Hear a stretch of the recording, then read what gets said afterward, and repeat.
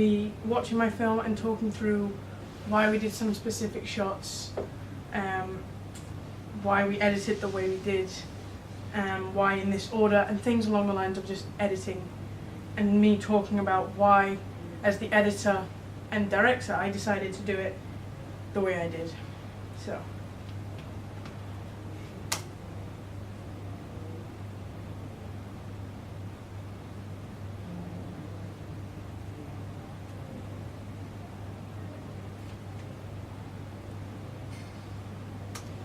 So throughout our film, we use montage editing.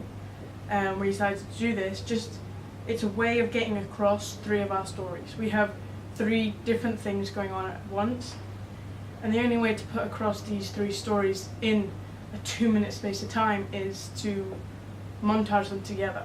Now, we kind of did it discontinuous in the way that we start off with our protagonist Bella in a red room, reminiscing about her past. Then it cuts a quick cut to her past of her being a child, and then a quick cut again to her being chased. Now the link of them is that it's all the same girl. It's all Bella, the protagonist. But what's different is the time, the intensity. So in the chase scene, obviously it's very intense. She's been chased, she's been hunted down. That's obviously a very upbeat, sort of scary thing to happen. Whereas in the red room, the colours are very bright. So we use the bright colours to sort of cut up the 3 things. We have the bright colour, we have the grey, and we have the bluish sort of scene. We use those specific colours, just the red room, the dark red, the bright red, sharp colour makes it uncomfortable almost for the viewer to watch. The grey in the child scenes show that she's a bit lost, alone and empty inside, and she's lacking something, but we don't know what it is. So as I continue to watch, I can clearly see that there is cuts between the things.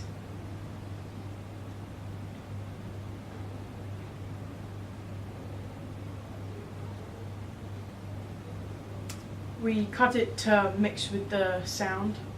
We felt like that would really enhance the experience for the viewers, just so they get like a whole big old thing, a big old bowl of movie goodness.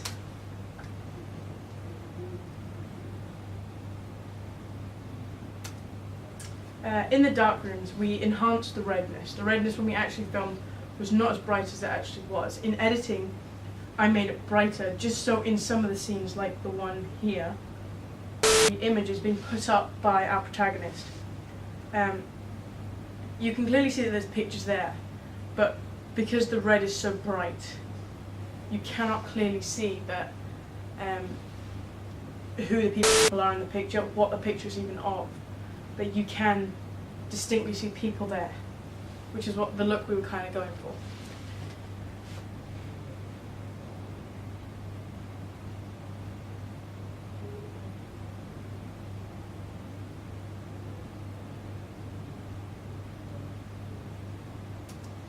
In editing, we obviously had to add the titles and the names of everyone involved. So we didn't want to like overpower with like, this is the director, this is the editor, here you go, this is the main focus. So we made it quite small in the corner, sort of out the way, so the main focus isn't taken off of the actual scene, but it's there just to give credit. This scene of 052. This scene of Bella hunched up in a corner in the fetal position.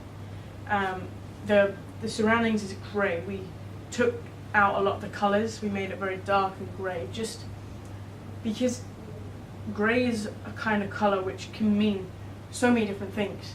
So the viewer can take this scene as in many different ways as they want to. One person will watch it and see her as being not having much thought in her head. She doesn't know what to think.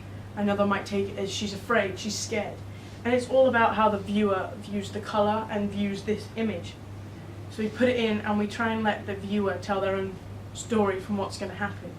So as every viewer watches it, they'll possibly think of a different storyline to maybe the person sitting next to them. So we try to take out a lot of the colour. Obviously there's still a little bit. There's a little bit of blue in her shirt sleeve. This is just to show that there is very little, but there is still some colour, there is still some hope in our protagonist. But then in the later scenes, when you see the protagonist hanging up the pictures, what she's wearing is plain, it's black, shows that there is a lack of hope now. That colour in her clothes has gone, the colour in her life has gone. Same in the chase scenes. She's wearing grey. Again, the grey is a very dark, neutral colour, so it doesn't get used.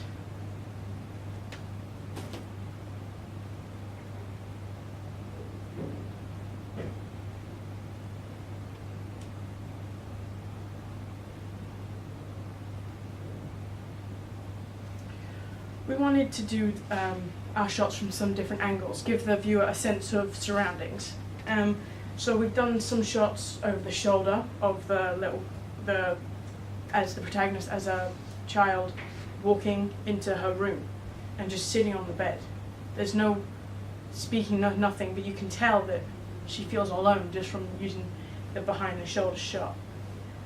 In this shot we're using bird's eye shot, just to sort of get a different angle of what she's doing.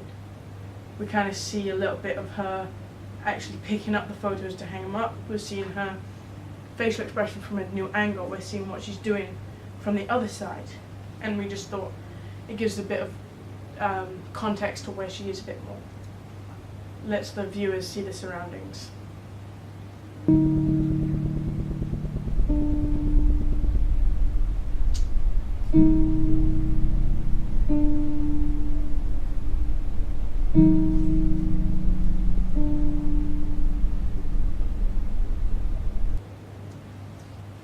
In this shot we kind of pan across a mixture of different photos on the screen that she's put up, the protagonist has put up.